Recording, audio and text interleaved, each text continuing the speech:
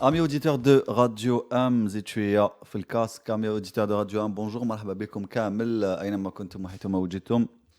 مسرور جدا بلقائكم من جديد في حصتكم مرانا ساكتين, garant de la liberté d'expression et protectrice de votre pensée. On ne pouvait pas se quitter cette semaine sans parler de la campagne des élections législatives اللي راهي يعني السيرورة تاعها بدات عندها exactement 7 أيام. On va parler un peu de la communication qui se fait autour de ces élections justement, de cette campagne. Voilà, يعني un type et une sorte de communication qui font jaser beaucoup de personnes sur les réseaux sociaux. يعني les affiches تاع les partis politiques ou les candidats libres qui font dans le populisme, qui font même dans le populisme emprunté من القضية الفلسطينية. شفنا يعني des candidats ils ont épousé carrément des rôles, on dirait des Palestiniens, on dirait ما راناش في الجزائر يعني. كيفاش يعني هذا الجانب هدايا ولا هذا الشعبوية المستعارة تقدر تخدم يعني الجزائر ولا لي زيليكسيون ولا التشريعيات تاع 12 جوان القادم. On va parler du changement. Est-ce qu'on peut justement provoquer le changement de l'intérieur? C'est ce que c'est comme ça que justifient un peu les candidats. Dans beaucoup de candidats libres يعني الترشح تاعهم في الانتخابات هذوما يقول لك حنايا اوليو نسناو يعني تغيير بالك ما حش يجي. On va essayer de l'apporter nous-mêmes de l'intérieur.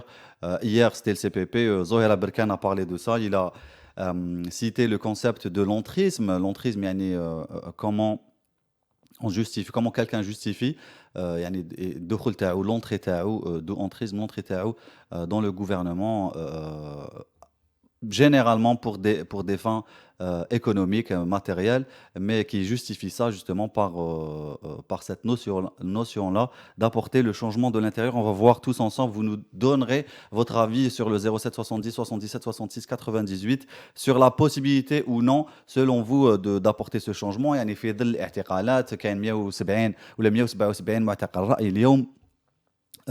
Des partis politiques qui sont dissous, qui mettent à l'rage le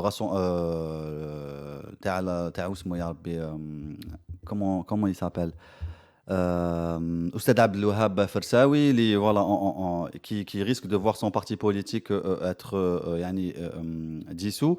Donc on va tous parler de ça ensemble. أعلنت السلطة الوطنية للانتخابات بالجزائر أن عدد القوائم, on va parler des listes, شحال كاين من كانديدا, شحال كاين من بارتي, أن عدد القوائم التي تم قبول ملفات ترشحها للانتخابات التشريعية المقررة في 12 جوان بلغ نحو 1500 يعني قائمة تقدمت للترشح بحسب ما أفادت وكالة الأنباء الجزائرية يوم الاثنين. وبحسب رئيس السلطة الوطنية للانتخابات محمد شرفي, فإن عدد القوائم التي تقدمت للترشح بلغ عددها 2490, ضمت 25416 مرشحا, منهم 12854 ينتمون لأحزاب و 12562 مستقلون. وأوضح شرفي أن عدد القوائم المقبولة كليا وبدون تحفظ بلغ عددها 1483 قائمة, منها 646 قائمة حزبية و837 قائمة مستقلة. وكان السبب الرئيسي لرفض نحو 1200 قائمة ارتباط عدد من المرشحين بالمال الفاسد. Ça c'est ce qu'on dit. Il y a aussi يعني des candidats qui ont été refusés. Tenez-vous bien, juste parce qu'ils ont participé au Hirak, c'est une vraie info. وتم يعني كاين منهم تم يعني متابعتهم قضائيا, comme si ça suffisait pas, يعني comme si c'était une tare d'avoir participé au Hirak. Même ceux qui ont arrêté le Hirak وحبوا يجوزوا المرحله اخرى في المفهوم تاعهم السياسي, قال لك حنا نجيبوا تغيير من الداخل, donc ils ont quitté le Hirak, راحوا يتقدموا للترشح وما قبلوهمش باسكو كانوا مارسوا الحراك, ومنهم من توبع يعني قضائيا. ومعنا مكالمة هاتفية الأولى لنهار اليوم. معنا أستاذ عبد الرحمن عرعار, مترشح, un candidat libre. Merci beaucoup d'être avec nous aujourd'hui, monsieur. يعطيك الصحة المشاركة تاعكم معنا. مرحبا, ما كاش مشكل. هذا يشرفنا أن نشارك معكم في هذا الفضاء. والشرف لينا أستاذ. رانا الحديث اليوم على الانتخابات التشريعية في ظل في ظل الحراك. يعني سي اون سيتوياسيون ان بو كومبليكي كو في لو بي اaujourd'hui. كاين اللي يعني يرفضون الانتخابات التشريعية ويقول لك احنا ما كيف لنا أن يعني نمارس أو يعني ولا يدخلوا يعني في هذه الممارسات السياسية في ظل الاعتقالات. كاين 177 معتقل رأي. نعم. الحراك يقمع ويعني والجزائري تخرج في الحراك يعني يرفدوك. وكاين ثاني لا نوسيون تاع لو شونجمون دو لانتيريور.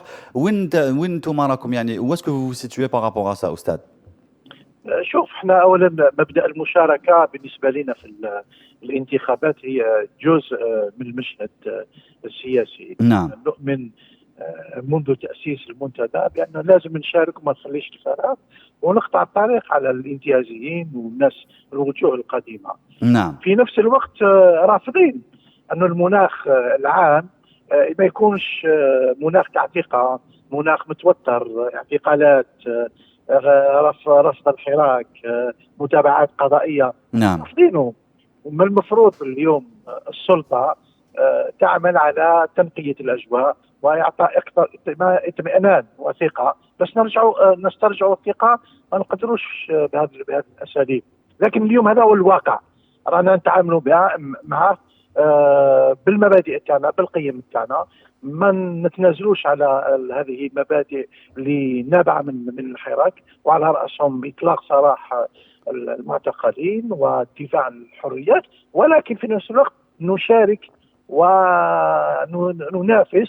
والمشاركه صدقني ما هي سهله.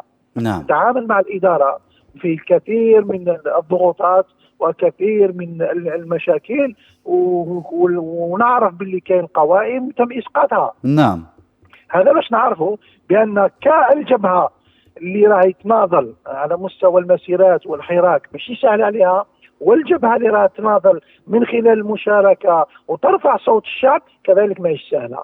الأستاذ، من هو المخاطب اليوم يعني في المجتمع؟ الدولة والنظام شكون راهو يخاطب؟ يعني من كي نشوفوا حنايا يعني دي كانديدا كي اون ايتي ريفوزي باسكو اون بارتيسيبي au حراك. فوالا لي حراكيست يعني يعتقلون يوميا. كاين سجناء يعني مع من يتحدث الغوفرنمون مع الذي يريد سماعه والباقية يعني ما نهضروش معاهم. وهذه الممارسات احنا للاسف رفضناها، وقلنا بانه اليوم على السلطه ان تسمع كل الاصوات، نعم لان الشعب الجزائري خرج بكل الحساسيات تاعو والايديولوجيات تاعو، نعم والمخرج هو الحوار، ما كاش مخرج واحد اخر. نعم الى متى؟ حتى اذا غدوه درنا برلمان ويبقى نفس السياق العام وما يكونش هناك حوار ويبقى الانسداد السياسي، هذا ما يخدمش لا الديمقراطيه ولا الحريات ولا بناء المؤسسات. لازم السلطه القائمه تسمع هذا الصوت، تتعامل معه بايجابيه وتتعامل معه بواقعيه. ونتمنى انه ندفع احنا اذا غدوه وصلنا الى البرلمان، ندفع بهذه الوتيره نتاع الحوار، ونرافع على كل هذه القضايا داخل البرلمان، ولا نتنازل على هذه المبادئ. استاذ عبد الرحمن عرعر، انتم بالك عندكم يعني في شخصكم اراده نبيله، اراده سياسه نبيله، وتؤمنون يعني بالتغيير من الداخل، وترفضون جزئيا يعني اللي لا ريبريسيون والقمع الذي نعيشه اليوم. ولكن هذا يعني ما يعنيش الجميع. يعني لي كانديدا ne sont pas tous honnêtes intellectuellement et ils sont intègres. Ils sont يعني faits pour ces postes là. كما شفنا لي بروفيل رانا نشوفوا فيهم ماشي كامل يعني ماشي كامل عندهم حس نبيل سياسي نبيل، وما عندهمش ميم با لي بروفيل اديكوا. كاينين منهم جامي مارسوا السياسه. يعني هل ما كوش متحفظين ولا متخوفين انكم يعني vous êtes associés à tout cela؟ ماناش متخوفين، ولكن ما كاش حلول واحده اخرى. نعم لو احنا نغيبوا راح هذا الاشياء اللي راك تتكلم عليها الرقعه تاعها راح تزيد تتوسع. نعم والشعب واش راه يحوس على ابواب تفتح له، دي فوا نتاع امل ان نصحح هذا الشيء. نعم ونعمل حتى على مستوى المؤسسات هذه ان نصحح، وممكن لو بو اللي راح يكون ويكون عنده ان امباكت بوزيتيف. سي ان انفستيسمون، il faut investir. Parce que l'investissement pour changer le cumul, c'est depuis 62, il faut pas نعم oublier. نعم واللي عشناه بير c'est les derniers 20 ans. هذا ما تقدرش تواجهه غير بالنداءات والاصوات لازم تكون واقعي انتم يعني والاكسيون تستعملوا الواقعيه في واقعيه. سياستكم. معك، ولكن الواقعيه هذه لازم يكون عندك حضور فيها، ما تكونش غايب فيها. نعم، والواقعيه انه كاين يعني ناس مسجونين لانهم يعني هضروا قالوا واش يخموا واش كاين في راسهم، يعني تو سامبلومون. هذه ثاني واقعيه يعني يجب العمل بها. بيان سور الشيء اللي ورثناه ما يقدرش يتغير في سنه ولا سنتين. نعم. اليوم اكبر هاجس كيفاش نغيروا هذه الاداره، نعم. كيفاش نغير هذه الممارسات، كيفاش الوجوه الجديده السانستال. ما نظنش باللي الامر سهل، باللي الوجوه القديمه راح ترحب بنا وتقول لك تابي روج وروحوا وخلاص. ايوه يعني كي نشوفوا الغوفرنمون يضربوا يعني بعرض الحائط يعني اون كاتيجوري كومبليت دو لا سوسيتي، وهم يعني عده. انا نحكي على الحراك والحراكيين اللي مازالهم يامنوا. يعني كيفاش كي تشوف يعني النظام هكذا يرفض رفضا كاملا وشاملا انه يتحدث مع بالك نصف المجتمع، كيفاش تتمنى كيفاش تستنى منه انه يقبل تغيير؟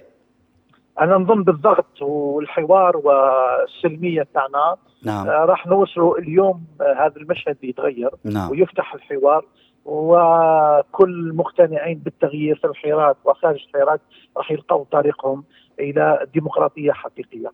هذا اللي احنا نصبو اليه ونعمل من اجله. الان ما يحدث من تصرفات سلبيه احنا ضدها. نعم. لكن ما نفقدش الامل ونصبر. هذا هو المطلوب منا، ونحافظ على الاكبر شيء اللي داروا الحراك، انه اسقط الشيء الكبير، هو بدايه التغيير باسقاط الخامسه. نعم. لكن التغيير بالطريق تاعو مازال مستمر، ودخولنا اذا كان ان شاء الله للبرلمان راح يكون مكمل لهذه المسيره. شكرا جزيلا استاذ عبد الرحمن عرعر، مترشح حر. شكرا جزيلا على الوقت تاعكم. شكرا لك، بالتوفيق. شكرا. بارك الله فيك، مع السلامه. 077 77 66 66 80 66 98. Je vais le dire en français. 07 70 77 66 98. C'était un bon appel pour commencer justement le sujet d'aujourd'hui. Vous pouvez nous appeler justement pour commenter notamment ce qu'a dit ce candidat libre qui a bien accepté de participer avec nous. C'est rare. يعني احنا نحييه لانه هذه شجاعه يتكلم يعني في منبر حر كمرانا الساكتين. تقدروا يعني تعاقبوا على واش قال هو. On va tous débattre ensemble de tout ça. On va marquer une petite pause et on revient tout de suite. On est de retour, on va vous passer un peu de matière. نشوفوا شويه اللي pas tout de suite. دوك شويه نشوفوا شويه واش صاري en termes de communication autour de cette campagne des élections législatives algériennes de 2021 qui auront lieu de façon anticipée le 12 juin 2021 afin d'élire pour 5 ans les 407 députés de la 9e législature de l'Assemblée populaire nationale. Il me semble qu'avant ça, il y avait plus de nombre de députés. On va voir tout ça ensemble. Oui, je pense qu'il y avait plus de 407. نحب نعرف شحال كانوا كاينين avant. Bref, c'est pas important. Aujourd'hui, c'est 407 députés de la 9e législature de l'Assemblée populaire nationale. Initialement attendues pour 2022, les élections sont organisées de manière anticipée dans le contexte de la révision de la Constitution, les كامل شفناها opérée par le référendum justement en novembre 2020. Les candidats ont été refusés juste parce qu'ils ont participé au حراك. هذه l'information قادرين نعاود فيها. On a parlé un peu de la notion de l'entrisme. تقدروا تحثوا لنا نتوما ثاني عليها sur les 07 70 77 66 98. Est-ce que le changement viendra de l'intérieur? D'où est-ce qu'il va émaner exactement, éclairer notre lanterne? Déjà en 2017, les législatives ont été caractérisées par un faible taux de participation de 35%.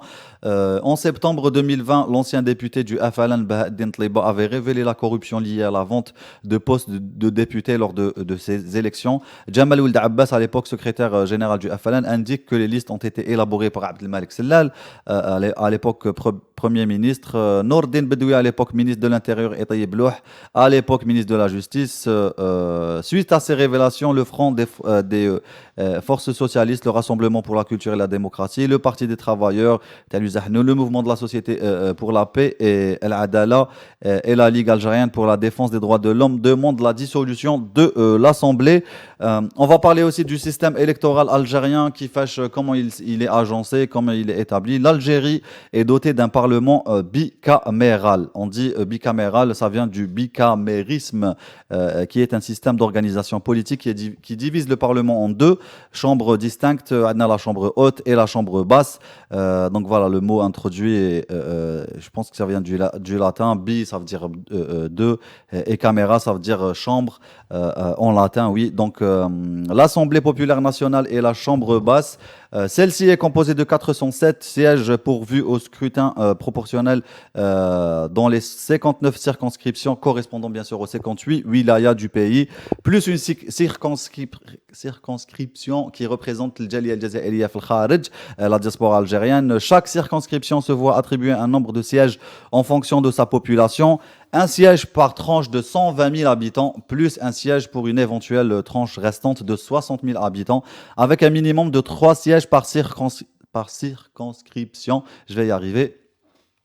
Les listes sont ouvertes avec un vote préférentiel. Le vote préférentiel, les électeurs peuvent voter pour un ou plusieurs candidats sur une ou plusieurs listes. Le nombre de sièges est réparti proportionnellement entre les listes, puis les sièges obtenus par chaque liste sont distribués entre les candidats en fonction de leur score personnel. Et un seuil électoral de 5% des suffrages exprimés après des comptes des suffrages. Donc voilà, 5%, ça n'existait pas.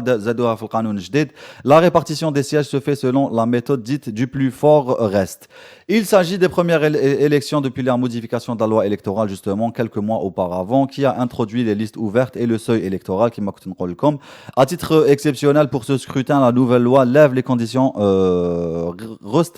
restreignant la participation des partis aux seuls d'entre eux ayant recueilli au moins 4% des suffrages. يعني لتشجيع المشاركة في الانتخابات هي دي باسكو فوالا باسكو كاين تخوف كبير من التحفظ في المشاركة في الانتخابات. Donc voilà, appelez-nous sur les 07 70 77 66 98. Est-ce que vous y croyez? Est-ce que vous allez participer? Sinon, dites-nous pourquoi. Si oui, dites-nous aussi pourquoi. ناخذ مكالمات فيها طارق. نزيدو نستناو شويه.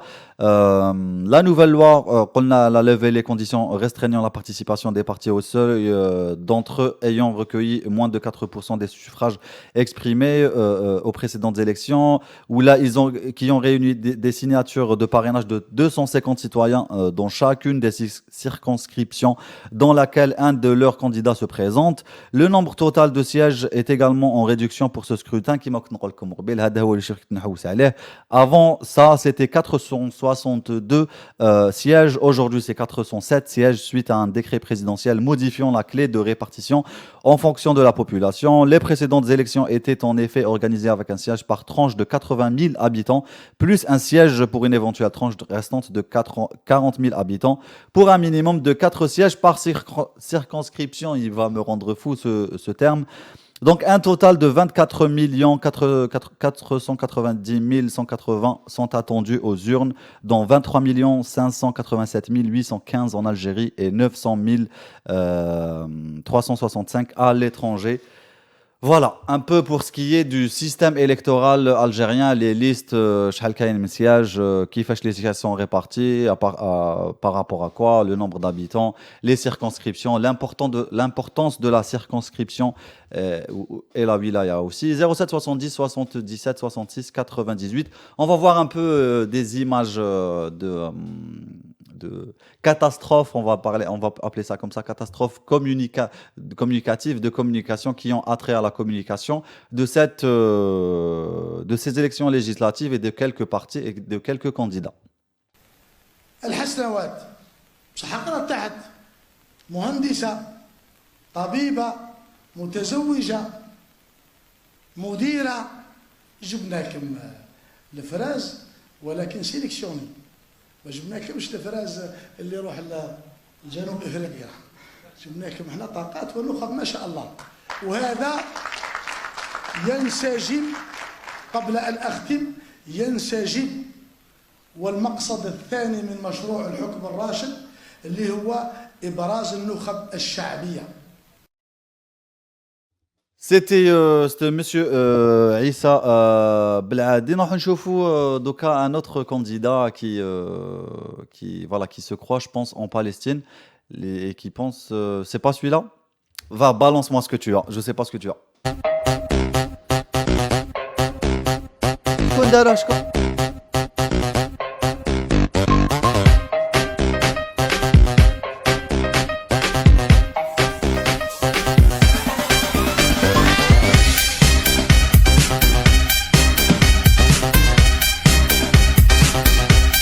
حفانا الله سبحانه وتعالى في القرعة وبإشارة الربانية منه إشارة تفاؤل برقم 7.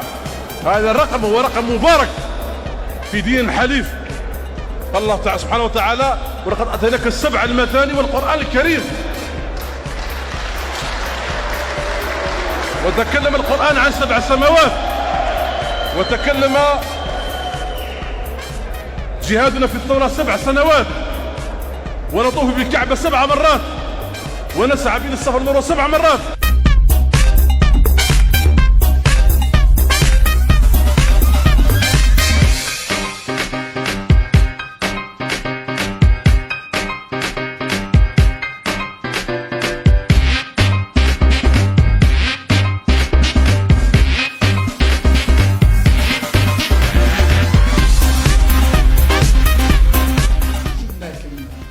الفراز ولكن سيليكسيون، ما جبناكمش الفراز اللي يروح لجنوب افريقيا.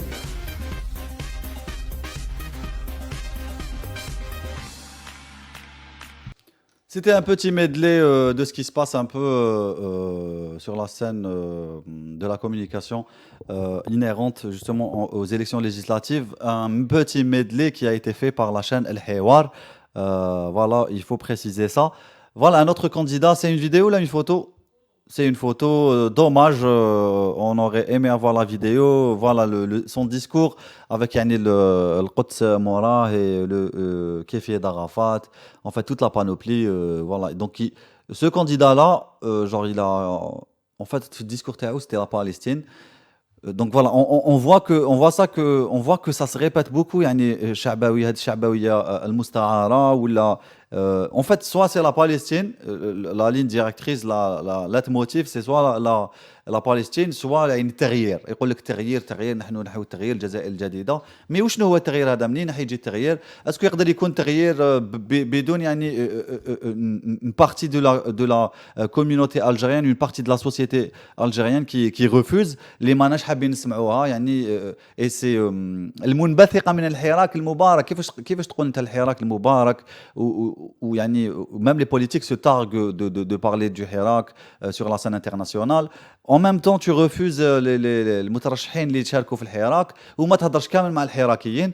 انا ندعي المترشحين هذوما اللي يقولوا التغيير يحبطوا يعني يقنعوا الناس في الحراك. بون الحراك n'est plus aujourd'hui في المدة تاع الانتخابات. Ça aussi il faut en parler. قمع يعني قمعا يعني كارثيا وبصفة شاملة. يعني يا بلو دو حراك بالجمعة ولا بالثلاثة. On peut plus sortir, la capitale est fermée, elle est barricadée, les journalistes sont يعني sont muselés, يدوهم يخبوهم يطلقوهم العشية. pour certains يعني يتابعون قضائيا كما كنزا خطوا لي ولاو يحكموا ومن بعد يلقاو لك يعني دي توهم يلصقوها لك. Donc comment on peut parler de تغيير في هاد les conditions هادوما؟ Appelez-nous sur les 07 70 77 66 98. En petite pause musicale ولا appel téléphonique. زي ما خليتونيش نهضر انا غير انا وحدي. مرحبا بكم.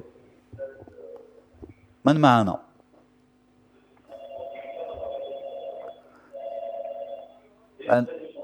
On a Nassim avec nous au téléphone, mais Nassim a تاني كراو يصوني le téléphone, c'est Inception.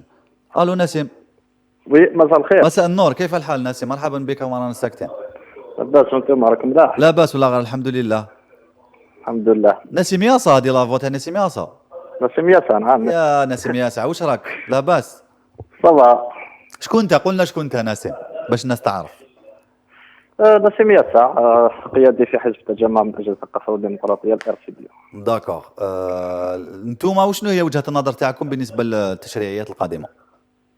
أكيد احنا من الأحزاب الأولى اللي كان يعني موقفها كان واضح منذ البداية، يعني حتى قبل أن المجلس الوطني للحزب اجتمع في 21 مارس اللي فات من خذينا القرار الرسمي بالنسبة لهذه الانتخابات. كان يعني الناس كانت يعني اللي تبعت يعني النضالات تاع الحزب ولا المواقف تاع الحزب ولا الخط السياسي تاع الحزب خاصة في السنوات الأخيرة، يعني فهمت أن الRCD راح مش فقط يقطع ولكن يرفض هذا المسار، يرفض هذا المسار الانتخابي، يرفض الورقة الطريق تاع السلطة اللي حابة تفرضها على ظهر الحراك، على ظهر الجزائريين، ولكن على ظهر كل المناضلين السياسيين ولا كل المواطنين اللي يسعوا للتغيير واللي حابين التغيير السياسي الجذري في بلادنا. نعم. انتم علاش ترفضوا يعني لانه الواقع ولانه الشروط غير متوفرة؟ احنا حزب يقول انه الانتخابات لم تكن ولم تشكل يوما حل في الجزائر، يعني نعم. كل الانتخابات اللي عرفتها بلادنا لم تكن يوما يعني قدمت حل لمختلف الازمات اللي عشتها بلادنا، وكلها انتخابات عرفت تزويرات انتخابيه، عرفت الكوطات باعتراف يعني قبل حتى نلحقوا للحراك ولا حتى للقضايا اللي عرفناها فيما يخص استمارات بوتفليقه ولا حتى إعداد قوائم بعض الأحزاب ديال السلطة في الحراك، ولكن حتى بوتفليقة في خطاب له سنة 2011 بصفته رئيس دولة كان اعترف أن كل الانتخابات اللي عرفتها بلادنا كلها انتخابات مزورة. احنا من الأحزاب اللي تقول أنه منذ 62 إلى غاية اليوم الجزائر عرفت انطلاقات خاطئة، في كل مرة يكون في حدث يكون فيه انطلاقة خاطئة لتحرم الجزائر من مسار صحيح، مسار يعد بناء مؤسسات الدولة الوطنية، من مسار يكرس سيادة الشعب، من مسار يمكن أنه يأسس لدولة حريات، دولة قانون، دولة ديمقراطية، ولكن لمسار ليمكن الجزائريين من تكريس فعلي لسيادته، سواء في اختيار ممثليه، في اختيار مسؤوليه، في اختيار المؤسسات اللي تحكم البلاد. اليوم نسمع ناس كاينين اللي يقول يعني في انتخابات، ماناش في مسار انتخابي حتى الان، يعني في انتخابات استدعيت ل 12 جوا ولكن ماهوش مسار انتخابي، ولكن نعرف مسار قمعي. نعم. مسار قمعي، هناك مناخ رعب، هناك أكثر من 181 على ما أعتقد من معتقلي رأي والسياسيين في السجون. نحن نشهد مناخ أكثر رعب من ما قبل 18 ديسمبر وما قبل استفتاء أول نوفمبر. يعني ذوك السلطة عودتنا، يعني كل أنه قبل ما تحاول تفرض انتخابات تسبقها بزرع الخوف والشك والرعب في أوسط المعارضة والحراك، ولكن ما نشهده حاليا يتجاوز كل الحدود في درجة القمع. حتى اليوم يعني رانا نشوفه في مواقع التواصل الاجتماعي مازال نسجل فيه تواصل استدعاءات لنشطاء، تضييقات على أحزاب سياسية، يعني بعد حزب التجمع من أجل الثقافة والديمقراطية اللي تعرض لحملة تضييقات كبيرة، والرئيس تاعو كذلك السيد محسن بالعباس. نعم. حزب العمال، صحيح. البي اس تي، حزب الراج تاع فرساوي، كي لو سي بي تاع مدام زبيدة عسول.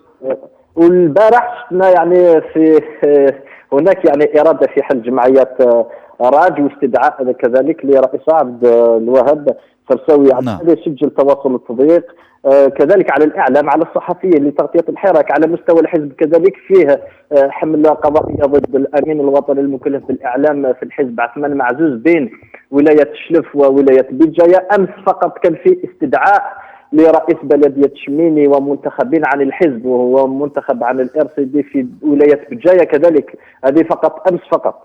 Le rassemblement des syndicats autonomes de l'éducation nationale, il a été empêché. Voilà, donc عندنا ثاني رجال الحماية المدنية اللي هم مقموعين ثاني، كاين بزاف منهم يعني آلاف، مئات إن لم أقل آلاف اللي ils ont été licenciés. يعني هل تظن أنت نسيم أنه هذه الانتخابات ويعني هل هي عملية بعث من جديد أو إحياء لممارسات قديمة في صيغ جديدة ربما، وبالك يعني باش تاخذ pour avoir une plus d'assises politiques ولا شرعية؟ هل النظام يبحث على شرعية بكل طرق، يعني باستعمال كل الطرق، يقول اليوم حنقمع ونجوز الانتخابات، ربما غدا راح تكون عندي شرعية أكبر. ولكن المهم والأهم والشيء اللي يقتنع به الجميع هو أنها ما راحش تكون حل باش تخرج الجزائر من هذه الأزمة. نحن نعيش أزمة عميقة جدا، نعيش أزمة كبيرة جدا، والكل يعلم أن الجزائريين غير مهتمين بما يسمى بهذه الانتخابات. الجزائريين اليوم مهتمين بكيفية التخلص من هذا النظام، مهتمين بكيفية التغيير، مهتمين بكيفية أنه هذه الممارسات تروح. كيفاش أنت يعني حب يفرض انتخابات لمجلس الشعب وطني، وكل يعني من استدعاء يعني هذه الانتخابات وحتى بحل المجلس الشعب الوطني السابق كان بالاعتداء على القوانين، كان فيه اعتداء على الدستور والقوانين بالطريقة التي تم بها حل المجلس الشعب الوطني. هناك اعتداء على القوانين اللي هم نفسهم داروها في كيفية التحضير لهذه الانتخابات. كيفاش هما يعني يقولوا راح نعاودوا نبنيو زعما جزائر جديده، جزائر تاع قانون، هما اللي تعدوا على القوانين اللي هما نفسهم اللي داروها. ولكن نحن نشاهد ما زال يعني تصريحات بعض الاحزاب، مسؤولي احزاب سياسيه، يعني يدل على مستوى يعني الاحزاب اللي بقت لهذا النظام، رغم انه مستوى الاحزاب ومستوى المترشحين، يعني شفناهم منهم صحفيون، صحفيون كاين منهم يعني دي زانيماتور اللي ما خاطيهم يعني السياسه والبوليتيك، يحكيوا هكا بصفه عاميه، عندهم دي زيميسيون هكايا، واليوم مترشحين وحيدخلوا في البرلمان ربما. اكيد ان السلطه تشجع في احزاب زبائنيه هذه واحزاب ذو المستوى السياسي، وفي نفس الوقت تقمع الاحزاب اللي عندها تواجد، تقمع في الاحزاب اللي عندها مشاريع سياسيه، تقمع في الاحزاب اللي عندها ايديولوجيات، اللي عندها تموقع في المجتمع الجزائري. يعني الاحزاب السياسيه الحقيقيه يتم قمعها، نشطاء يتم قمعهم، الصحافه يتم التضييق عليها، نقابات يتم التضييق عليها، النقابات المستقله. من جهه اخرى يتم تشجيع احزاب زبائنيه، احزاب بدون مستوى، احزاب يعني تثير يعني المسخره لدى الجزائريين. ورانا نتبعوا في مواقع التواصل الاجتماعي ردود كل يعني المواطنين ولا حتى الجزائريين من تصريحات بعض المسؤولين الاحزاب هذه اللي مشاركه في الانتخابات. ورغم انه فيه كذلك لوحظه انه بعض التصريحات من مسؤولي احزاب تاع عبد العزيز بوتفليقه رئيس الدوله السابق، وكانها تصفيه حسابات مع الحراك، فيه هجمات كثيره على الحراكيين، فيه هجومات كثيره على الناس اللي راهي تخرج تتظاهر، وكانها تصفيه حسابات مع الشعب الجزائري، وكانها يعني سياسه ثأر ضد شعب ناض في فبراير 2012 يطالب بالتغيير السياسي في بلادنا. يعني تشجيع الرداءة، لأن الرداءة لا تشكل خطر. شكرا جزيلا نسيم ياسر، يعطيك الصحة. شكرا أنيس، شكرا. بارك الله فيك et bon courage pour ce que tu fais. Merci, مع السلامة. 07 70 77 66 98, petite pause et on revient tout de suite après. On est de retour sur le plateau de Radio 1. مرحبا بكم كامل، مرحبا بلي فخاز، les fraises tagata, les fraises sélectionnées. Bonjour à tous. Bonjour. Bonjour à vous, monsieur Issa. Eh, bonjour, Labas, alhamdulillah. Labas, vous allez bien? تعيطنا من باتنا، مرحبا بك. الله يسلمك، ربي يحفظك. ويحفظنا أجمعين إن شاء الله. هل راح تنتخب أنت؟ نعم. أسكو راح تنتخب؟ أنا ينتخب على من؟ هل أنت منتخب؟ لا أنتخب يا أخي. لماذا؟ لأن عندنا عصابة، ولا كاش ما عندنا الأخر فوت، ما عندناش فوت. عندنا عصابة وعندنا أذناب عصابة. يلعبوا في سنكة طرواويت. منهم وإليهم. نعم. نعم. وعندنا يعني النائب العام تاع لو فرون دو لا بون غوفرنونس، واسمه لو فرون دو لا بون غوفرنونس، لا يحكي لنا. واش نقول أخي، ماذا أقول لك؟ نعم. لا ما عندنا حتى شيء، ما عندنا لا رئيس مزور جابوه العسكر، ما عندنا حتى شيء، جابوه للشعب، ما عندنا حتى حاجة، كلش مزور، كل جابوه العسكر. هم الانتخابات تاع التشريعيات هذو جابوهم العسكر، راح يلعبوا بهم باش يخسروا 1700 مليار دينار جزائري من الخزينه تاع الشعب. هذا ما كان والو، ما عندنا انتخابات، ما عندنا والو. وهذو ما عندنا بالعصابه جابوهم تاع الاخر المخابرات الارهابيه، جابوهم باش يلعبوا بهم في وسط الشعب، والشعب لا غالب عليه. يعني ما عندوش يعني ما عنده ما عندوش قوائم، ما يقدرش يقاوم يعني عنده والو النظام اللي عنده المؤسسات، عنده يعني اللي عنده الصحافة، عنده كلش ليه يعني. والو الصحافه عنده لا غالب.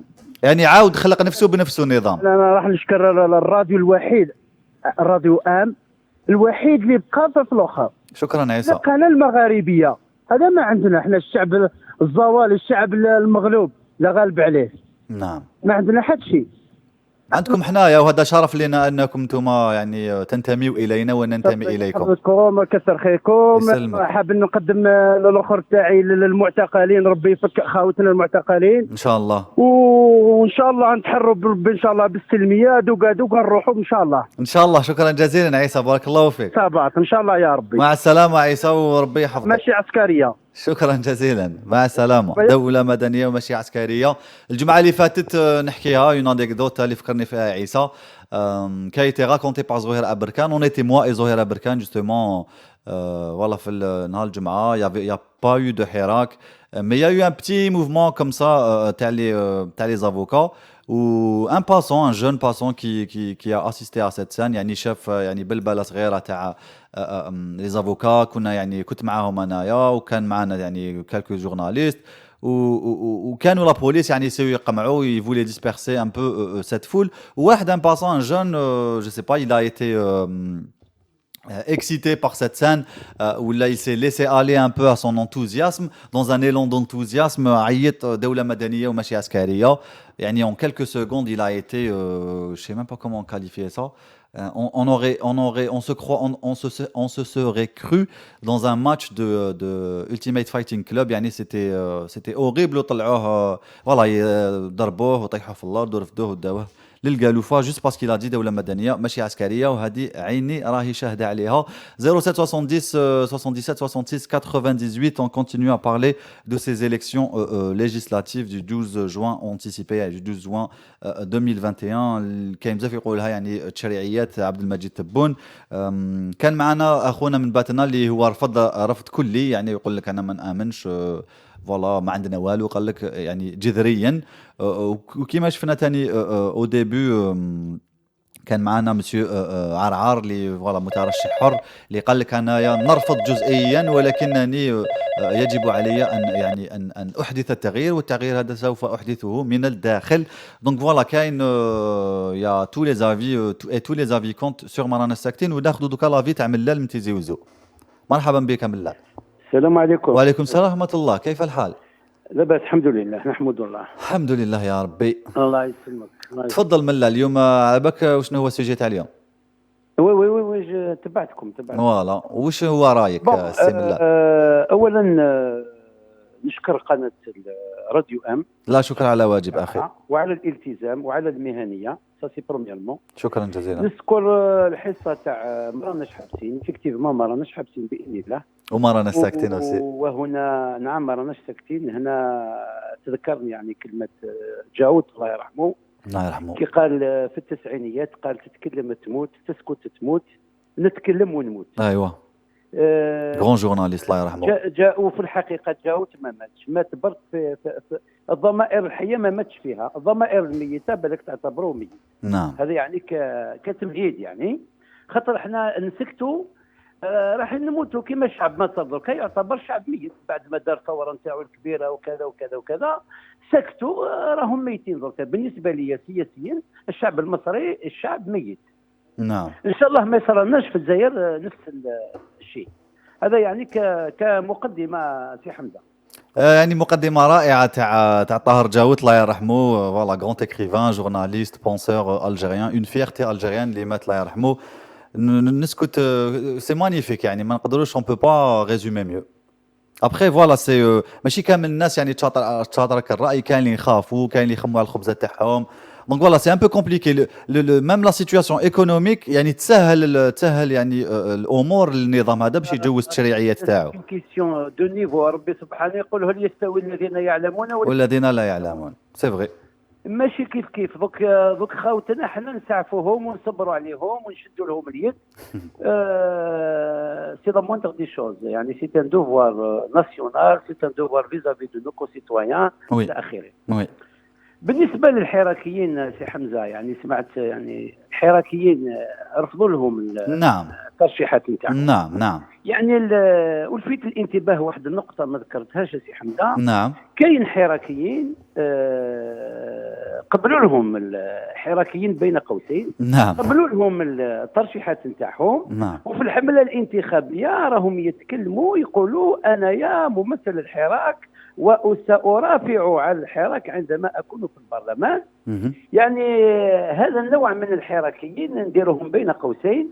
وكاين حتى حراكيين اللي مشاو مع رموز الحراك، رموز المقاومه الجزائريه كما عمي الاخضر بورقعه ربي يرحمه ويوسع عليه ان شاء الله. الله يرحمه. نعم. يعني كي تشوف يعني واحد حراكي ما يخليوهش يترشح خاطر خافوا منه، وواحد حراكي خافوا منه واش يقدر يدير. وانا مؤمن باللي مستحيل يكون التغيير من داخل بالك يسمع صوته برك هذا واش يقدر. اقصى ما يمكن ان يقوم به برلماني في هذا البرلمان في هذا الدستور في هذا النظام هو انه يسمع الصوت نتاعو وفقط. يعني هو راح يكون موظف، يعني هذه ماشي بلا ما نخوضوا يعني في المفهوم العميق اللي يعني السياسه الجزائريه والبرلمان، راح يكون موظف يعني في الاورغانيغرام سي ان امبلوي. فعلا. يعني كيفاش يكون التغيير؟ يعني برلمان اللي الدستور يقيده بانه ما عجبوش للنظام البرلمان هذا، رئيس الجمهوريه يقدر يحل البرلمان هذا. تطبل كيف يعني تغني في النسق نتاعهم في النغمه نتاعهم راك مليح ومشي والعلاوات وكل شيء يمشي. انت قلت طبل وانا تفكرت سعيداني. نعم انت قلت طبل وانا تفكرت سعيداني. هذا راك هذاك اسم على مسمى. فعلا يعني كيفاش يقنعني واحد ما يقدرش في الحمله الانتخابيه الان حتى يندد بالطاقات الشابه بالشباب نتاعنا بالنخبه نتاعنا اللي راهي في السجون بلا ريبريسيون نتاع الصحفيين نتاع وصلت لا ريبريسيون درك حتى المحامين. نعم وصلت حتى المحامين، يعني نالت كل طبقات الشعب. نعم. يعني كيفاش انت في الحمله الانتخابيه ما تنددش بالتضييقات هذه بحقوق الانسان المنتهكه في الجزائر الجارحه، وغدوه توعدني درك تقول لي غدوه كي نلحق نتكلم. صحيح يعني صحيح. C'est contre nature. C'est contre nature et c'est complètement contradictoire. Tu es d'accord avec moi? Je suis complètement d'accord, c'est vrai. C'est très logique et c'est contre nature. Très bien. والله السيد عرعار السي عبد الرحمن عرعار إذا كان ما خانتنيش الذاكرة كان هو مسؤول على الجمعية الوطنية لحقوق الطفل. نعم على ما أظن دوك نفيريفيوها. نعم. سي سا نورمالمون عبد الرحمن عرعار نعرفوه هكذا. وي. يعني انت كصحفي سي حمزه هل سمعت سي عرعار ندد في قضيه سعيد شتوال؟ لا ما سمعتوش. ما نددش. انا شخصيا ما سمعتوش والله ما على بالي. لا ما سمعناش. لو كان ندد نسمعوه. نعم. اذا كان راه يسمعني يقدر يتصل بكم ويقول يعني اذا كان ندد يعني قضيه كما هذيك ما يتكلمش منظمه نتاع اللي تدافع على حقوق الطفل. نعم.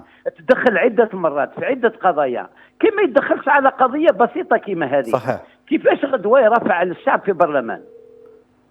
Oui, président du réseau algérien pour la défense des droits de l'enfant. On est d'accord. On est d'accord. Oui. كيفاش يعني السيد كيما هذا راح يندد يرافع على الشعب ما رافعش على قضيه تاع الشاب.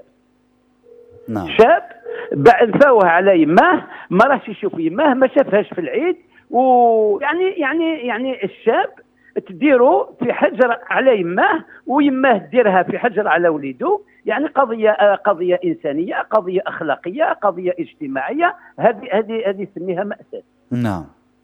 هذه مأساة. يعني في قضيه كما هذه ما سمعناش القول نتاعو كيفاش يرافع عليا هذاك في امهات القضايا في القضايا المصيريه نتاع الوطن يتكلم.